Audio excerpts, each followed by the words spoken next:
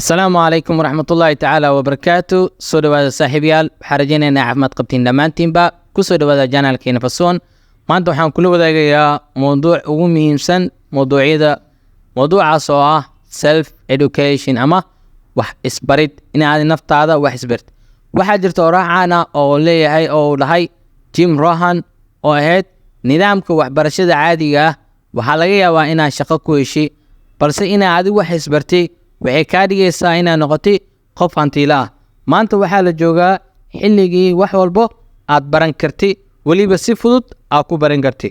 tusaalaha ugu weyn ee self education ama dadka wax isbaray waxaa ugu horeeyo Elon Musk, waa bilyaneerka ugu hantida badan adduunka maanta. sirta ka dambeysa guulihiisa Elon Musk waxaa lagu sheegay inuu yahay self education ama qof naftiisa isaga wax isbaray. xilliyadii hore ama waqtiyadii hore qofka markuu uu rabo inuu wax barto oo cusub wuxuu u baahnaa inuu jaro masaafo badan si uu u soo barto waxaas, balse maanta waxaa si fudud adiga oo sariirtaada joogo, gurigaaga joogo, aad ku baran kartaa wax kasta oo aad u baahantahay inaad barat, keliya adigoo taleefankaaga iyo kombiyuutarkaaga isticmaalayo.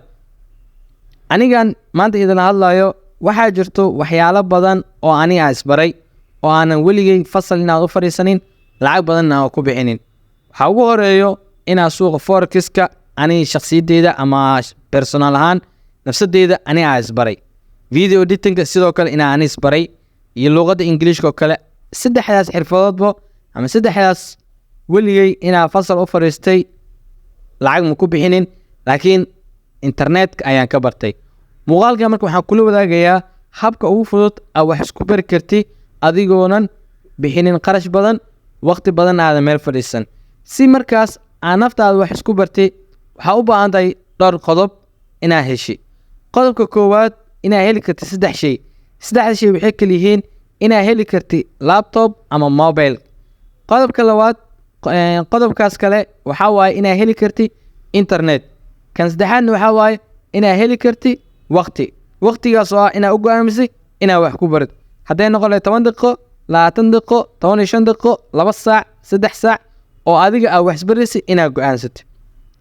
markii aad saddexdaas heshay waxaa lagaa gudbaysaa qodobka labaad oo ah inaad go'aansatay waxaa rabtay inaad barat. maxaa rabtaa horta inaad barat?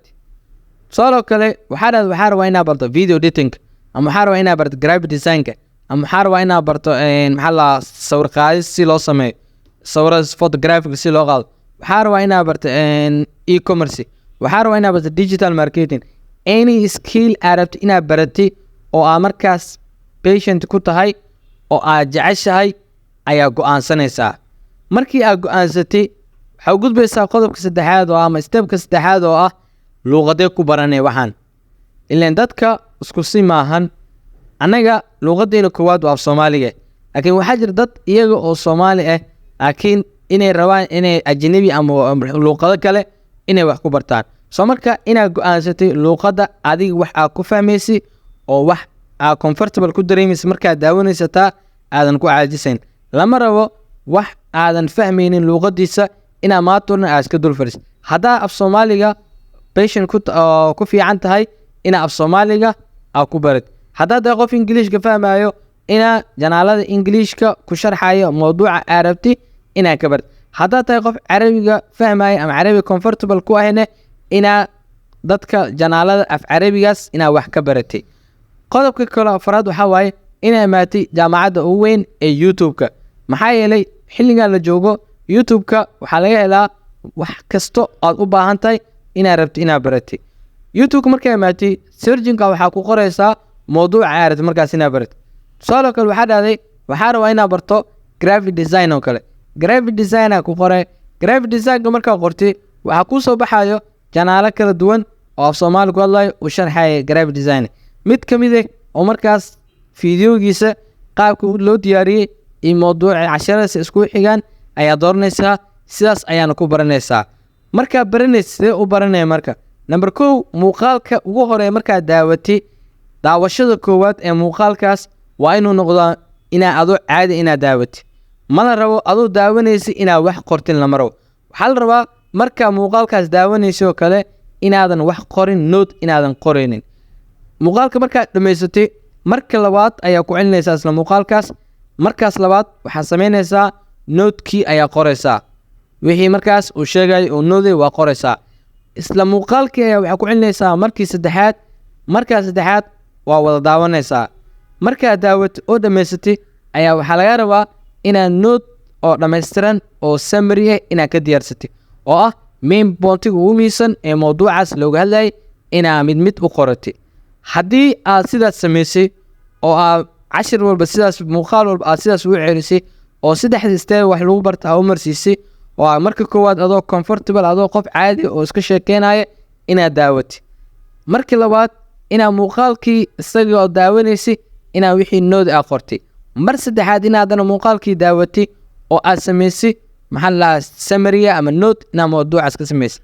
markaa koorsaas dhamaysatay oo bilowgeeda ilaa dhamaadkeeda xirfadda aad rabtay inaad baratay, waxaa laga rabaa marka inaad samaysay practice. haddii markaan qodobka ugu muhiimsan oo afar YouTube-ka meesha barashada joogtay aad ku celcelisay waxaas oo aad ku celcelisay, waxaa hubaa inaadan wax badan ka fahmi doonti oo wax badan aad ka baran doonti adigoo kharash badan kaa bixin, adoo waqti badan aad gelinin, adoo kuleel badan aadan ku soconin. maxaa yeelay waqti waxaa joognaa oo casri ah, waxaa joognaa waqti maanta keliya kilik inaad wax siisi ay kaaga baahan tahay.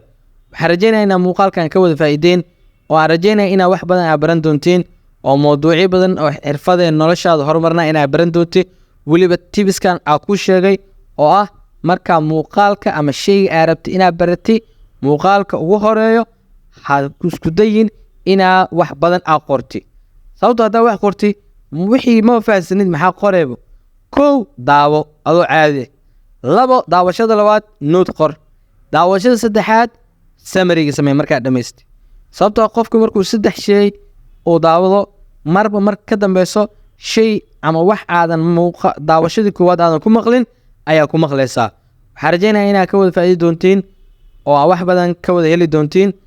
aad iyo aad u mahadsantihiin. asalaamu calaykum waraxmatullahi tacaala wabarakaatu.